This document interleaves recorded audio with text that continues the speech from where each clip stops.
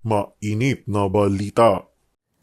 Pwede bang ipagpatuloy sa Ayun. susunod na kongreso ang ginawa nung nakaraang kongreso? Ang sabi po ng isang mamabata sa Batangas, in my humble opinion, pwede daw po kasi continuing body naman. Pero ang sinasabi niya ay yung isang kaso na pinaglipasan na ng panahon. At kapag sinabi niyang Congress, dalawang Kapulungan po yun. Opo. Kagaya nga ng sinasabi ko, miski nangyari sa 19 Congress, halimbawa yun, papayag kaya naman ang Senado na sila yung magtatry nung ginawa ng 19 Congress at 20th Congress na to.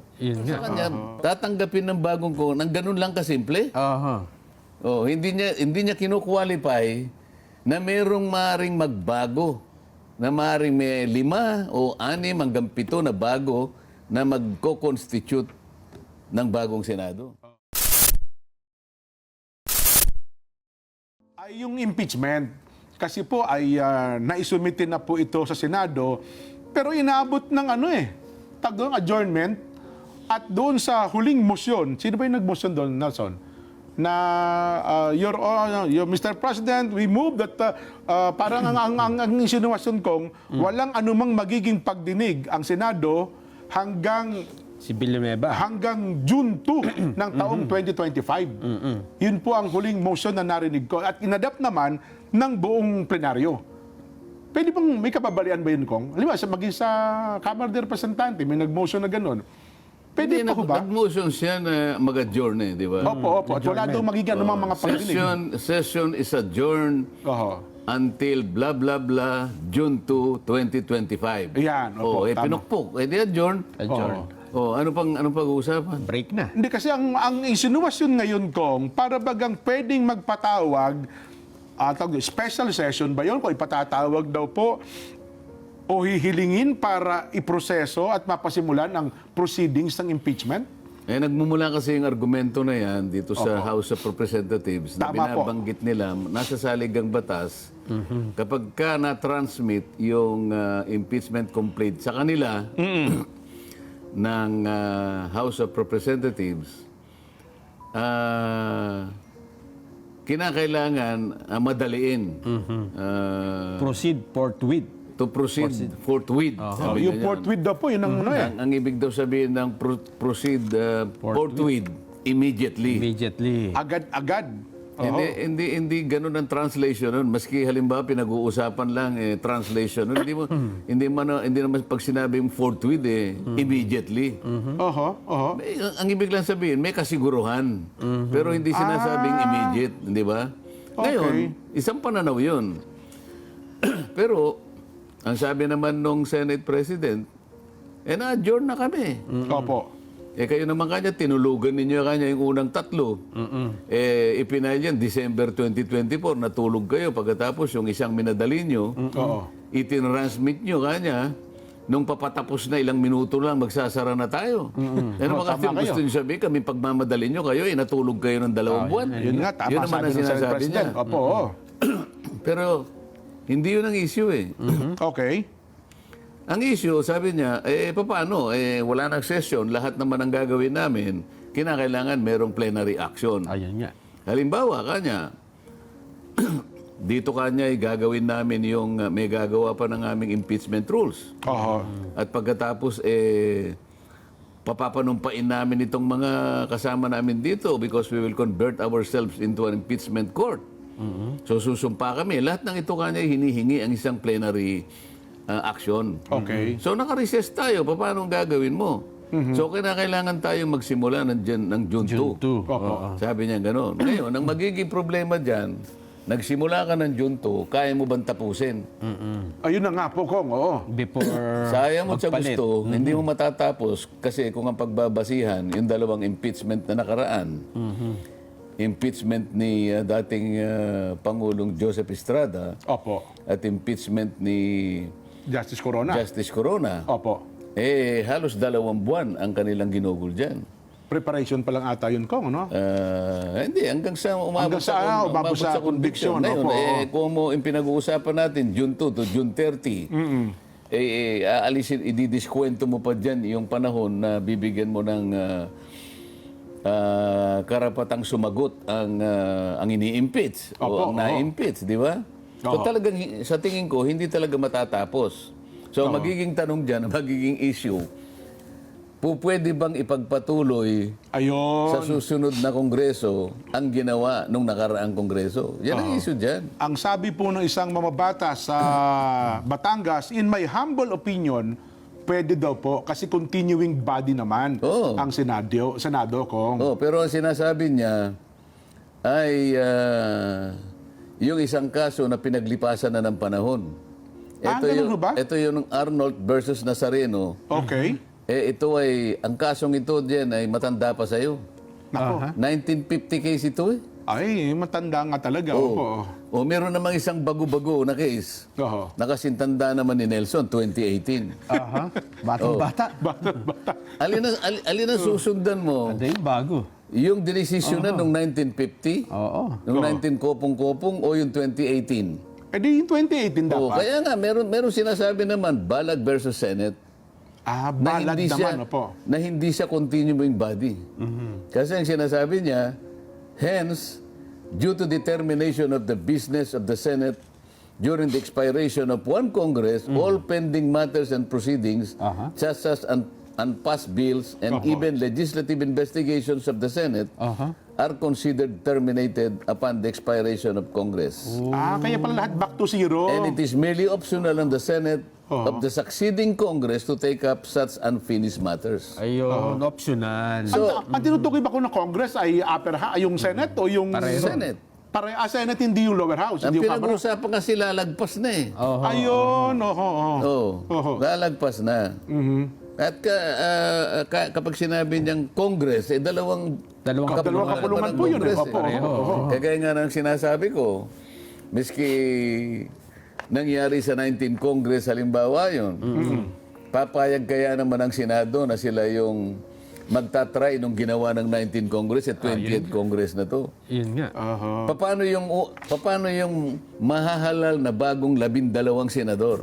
Opo, oo. Sasabihin ba nila na kami pong 12, nakahanda po kaming tanggapin yan kahit nanggaling pa po sa sumunod na kongreso? Halimbawang nandun ka sa 12 na yun, Kong. At yun ang naging tanong. Kung ako, hindi ako papayag. Ganun ho ba? Paano kung tatanggapin niyan wala akong kinalamanan kahit siya? No, Di ba? i-file. Oo. Mabuti pa, mag-file kayo ng panibago at tatanggapin namin ngayon. Kaya lang, magpa-file Technically, sila. bawal na yun. Hindi, magpa-file sila 2026. Oo, Pebrero. after 1 year. Sapagkat na-file nila February 5. Ay transmit nila February 5. Opo. So February 6, 2026, tatanggapin namin. Ayun. Nandyan ngayon kasi kung ang debate. Yung debate kasi sabi niya, kaya continuing body, kasi natapos na naman 12 eh. Yung 12 na nanatili. Naiintindihan ko yun. Opo. 12 yung nandun na tumanggap. Pero sa panig nito, 24 ang tumanggap eh. Kasi February 5 eh. Oho. Hindi ba? Oho. Kaya lang, nung matapos ang June 30, ang 19 Congress, aalis yung 12, papalit ang ibang 12. So, panibago naman yon. Kaya Sa nga po. makatwid, yung isang kamay ng Congress napalitan ng kanang kamay. Opo. Papayag ka yung kanang kamay na tanggapin niya yung iniwan ng kaliwang kamay. Halimbawa, pumirma ng kontrata yung kaliwa. Opo. Buburhain ba ng Ng kanang- kanang kamay? Oho. Oo. Oo nga, no? Hindi kailangan pagtalunan yun. So, dapat ma-resolve pala ito, no? Hindi lamang ang Senado, maski yung panig ng ng House of Prosecutor, Representatives. kasi yung mga prosecutors ata ko sa 11, parang ang ilan doon, hindi natatakbong congressman. So, definitely. Hindi lamang yun. Paano kung hindi na, halimbawa yung 11 yun, Opo. yung 10 natalo.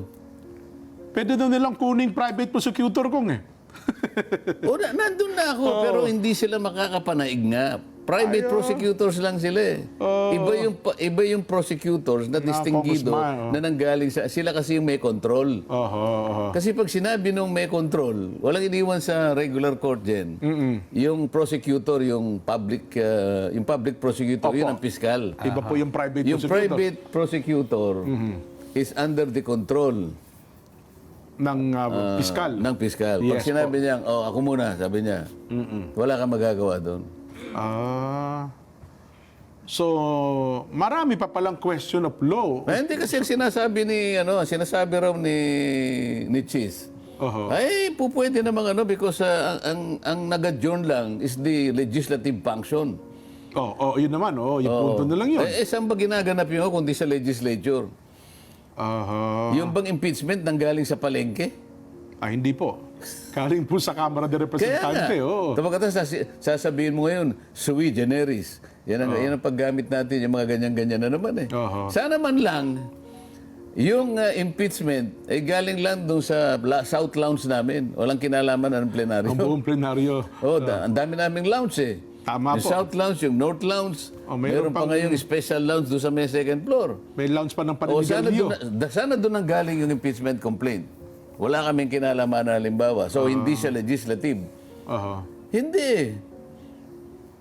Galing sa plenaryo. Totoo nga niya, pati pagkaka-transmit ka niya ng impeachment complaint should be like an ordinary bill. O Ganun di po sana dapat. hindi na sinunod yung paraan ng ordinary bill kung hindi sa kasing klase nun. Oho. Di pwedeng magdebate dyan tungkol dyan. Pag didebatihan naman yan. Debatable pala talaga Ang ito ibig po. sabihin nito, Opo. 12 senador ang magkakaroon ng ibang katauhan doon. Okay. Nawala yung maaring yung nandun, pero halimbawa merong na-re-elect, may Opo, tatlo. opo, oo. Pero may bagong halimbawa Bagong pasok na bagong pasok na siyam. Oo. Palagay mo anim-anim. Basta merong anim na bago. Oho. So, ibig sabihin ba, i-adapt din ng bagong kongreso yung impeachment complaint na dinala sa Senado? Kasi Kaya bagong nga, komposisyon na po yun. Kaya Tom, nga yung tanong tatanggapin ba Oh. nung bagong Senado, na ang pangalan niya ay 20th Congress, yung kagagawan ng 19th 19th Congress, Congress. Oho. na inumpisahan din ng 19th Senate. Oho. So, kung may tanong sa Kamara, may tanong din sa Senado, paano re-resolbahin ito, Kong? Halimbawa, kahit isa lang. Opo. Sabi ni, halimbawa, Mr. President, I am not part of that impeachment complaint. As far as I am concerned, that was the handiwork of the last Congress. Oho. I am now a member of the 20th Congress, Oho. and I believe a new impeachment must be submitted to us. But that will happen only 1 year later. 2026 na. Oo nga. Kasi kung isa kayo sa mga senator judges, Kong, yun ang ipupunto ninyo, di ba? Oo. Magiging senator judges Kaya kayo. nga gagawin nila, kailangan daw 12-0 para yung mawawala ngayon at nangangandidato, yun ang babalik. Kaya parehong Congress, pareho rin yung senador. Ganun ba? Ganun ang kanilang gusto mangyari. Kaya 12-0 dapat. Nako. Mukhang malabong mangyari yung pag nagkaganon. May bagong statement si Senate President Chis Escudero eh. Ano ngayon sabi? Ngayon lang niya sinabi. Sabi niya, most likely when the new Congress already enters into its function, that means after SONA. So I think SONA is on July 21. So trial will commence after that date. After SONA? After SONA. So ang ibig niya sabihin, tatanggapin Oo. yung complaint Ng bago. na hindi. Ng bagong Congress. Hindi. Oo nga, parang sa kanya, tatanggapin ng bagong ng ganun lang kasimple. Aha. Hindi niya kinu-qualify na merong maring magbago. Na maring may 5 o 6 hanggang 7 na bago na magko-constitute ng bagong Senado. Oho. Ayun nga, mangyayari. Nako. So, kaya ako, Nelson, Kong, ako parang pakiramdam ko, personal feeling ko lang, Kong, technically, kahit na isa pa yung may impeachment kay BP Inday, parang technically, parang wala din eh. Ewan ko po kung Kasi maraming... kasi ang daming question at saka alam nakabitin. di ba hindi umusad nga ito eh. Kasi nga hindi matatapos ng June 30. Ayun na nga po, Kong. Ang 19th Congress, ang buhay niya hanggang June 30 lang. Yun na nga po. June 30, noon. Oo. 12:01. Oh. Iba na. Iba na eh. composition. Hindi na, 20th Congress na yun. At saka maghahalal po ng bagong Senate President, hindi ba? Oh, Saka Speaker. Akala ba ni Chis, siya pa yung Senate President? Oo nga, paano yung Halimbawa, speaker eh. ang naging Senate President eh, iba na. Oh. Pwede niya sabihin, ay, hindi namin pakikialaman yan. Oh, Okay Hindi naman, ang naging pinalisan. speaker halimbawa next election eh, si- si dating Pangulong Gloria Macapaglaro, halimbawa na. Sabihin niya. Di ba, oh? Alisin na natin yan. Oh, di ba? Withdraw na yan. Hindi, yung Senate President na Ang sinasabi ko. importante, Senate ganun ba? President. Oo, yung Kasi nakalagpas na sa kamera. Nakalabas na eh. Nakapile sa sabi niya, ang bola kasi, na-shoot na sa ano nasa Senado na eh. Oh. Sino ang Senate President? Ayun ang magpapasya. Sabihin niya, ay hindi naman sa amin to, pinail eh. Di ba bago na? Di ba bago na kami?